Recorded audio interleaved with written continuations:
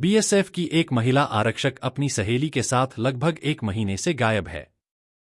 जबलपुर की रहने वाली आकांक्षा निखर अपने साथ काम करने वाली शाहाना खातून के साथ गायब हुई है। दोनों की पोस्टिंग बीएसएफ टेकनपुर मुख्यालय में है। जबलपुर की रहने वाली उर्मिला निखर अपने बेटे नीरज के साथ मंगलवार को एसपी की जनसुनवाई में पहुंची और अपनी बेटी को बरामद करने की गुहार लगाई। आकांक्षा निखर की मां का स्पष्ट कहना है कि उसकी बेटी को शाहाना खातून और उसके परिवार के लोगों ने अगवा कर लिया है। यह लोग पश्चिम बंगाल के मुर्शिदाबाद इलाके में रहते हैं।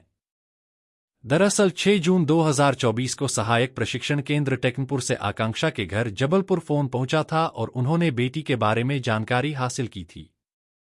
लेकिन बताया गया कि बीएसएफ में ही पदस्थ शाहाना खातून के साथ आकांक्षा कहीं गई है।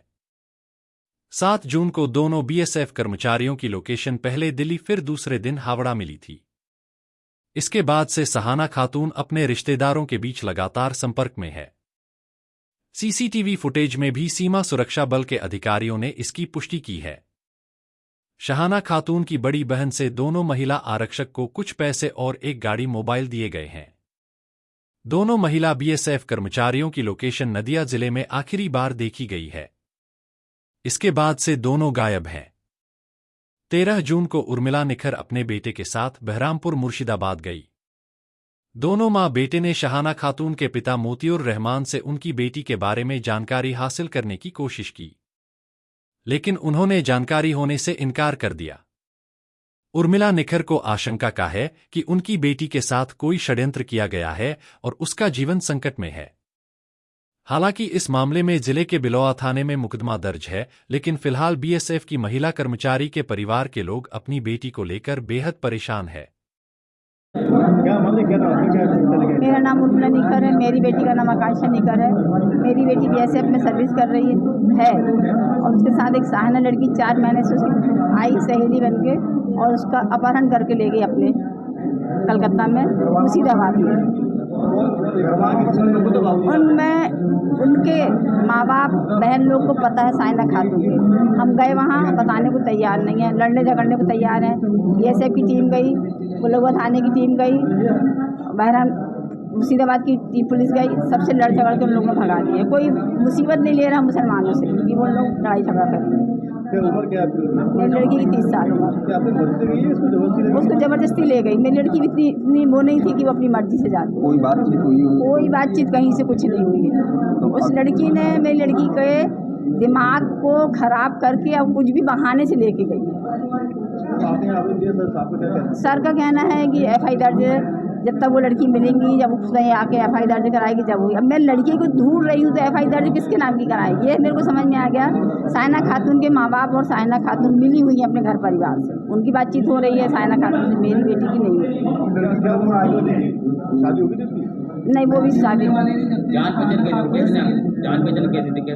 यहाँ पर बीएसएफ में सर्विस कर रही दोनों लड़कियाँ। उसकी बहन यहाँ आई थी, बुलगुआ थाने में आई थी। उसकी बहन सिर्फ ये देखने आई थी कि क्या दर्ज है क्या दर्ज नहीं है।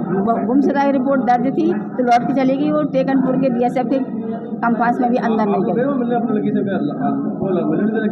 जी, लड़की से मिलने गए थे, ढूंढने गए थे, जब मिलेगी तब ना। घर वाले मानने को तैयार नहीं है ना। परिजनों पे एफआईआर हो जाए, उनके परिजनों पे उनकी बहन है जो शाहाना खातून की बड़ी बहन है और उसकी माँ। वहाँ पर ज़्यादा आबादी बहुत ज़्यादा 70% आबादी है।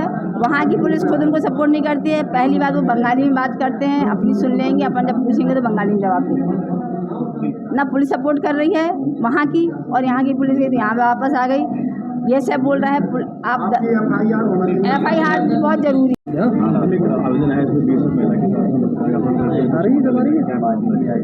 जी, आज जन सुनवाई के दौरान एक महिला आई थी और उनका ये कहना था कि उनकी बच्ची जो है लगभग 29-30 वर्ष की है, बीएसएफ में नौकरी करती है। वो घर से गायब हो गई है, बिना बताए कहीं चली गई है। उसी के साथ काम करने वाली एक लड़की के ऊपर उन्होंने संदेह व्यक्त किया है और पश्चिम बंगाल में शायद उसका घर है, इस संबंध में उन्होंने बताया है। तो इसलिए गुम इंसान की रिपोर्ट दर्ज कर ली गई है और लड़की को तलाश करने के लिए टीम भी भेजी है। उसके साथी जो है साधना खातून वो बताया गया। ऐसा परिवार वालों ने आरोप लगाया है, लेकिन लड़की बिना बताई गई है। जब दोनों लड़कियां बरामद हो जाएंगी उसके पश्चात ही कुछ स्पष्ट रूप से कहा जा सकता है।